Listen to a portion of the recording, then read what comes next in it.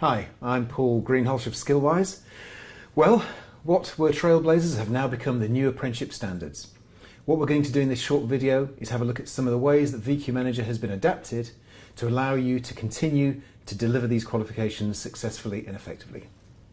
One of the biggest challenges that our customers tell us they face is knowing with real certainty when a learner is ready for endpoint assessment.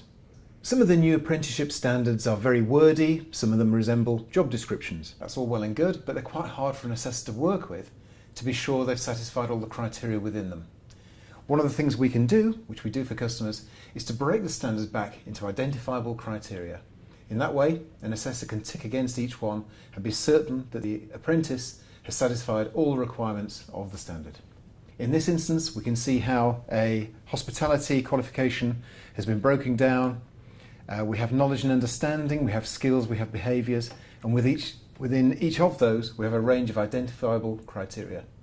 In the same way, we can take the assessment plan, which accompanies the new apprenticeship standard, and again we can break it into a series of identifiable chronological events, and we can deliver that almost as a qualification. What that means is, again, the assessor is able to look at those, to identify them, to work through them, and to ensure that the apprentice has satisfied all of those requirements. Both the requirements within the standard and also the activity requirements within the assessment plan can be very accurately tracked.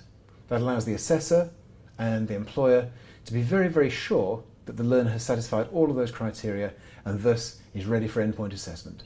Let's have a look at the various functionality that different users of VQ Manager can see. A training provider, for instance, might want to make use of the progress review functionality. Progress reviews can be recorded, the system can give you prompts when they're due, and of course then they exist as a lasting record of that review within the system. An employer, on the other hand, might want to record an apprentice's on-the-job competency. They might want to record this on paper initially and upload that as a single item, or they might want to upload on a day-by-day basis. It's up to them.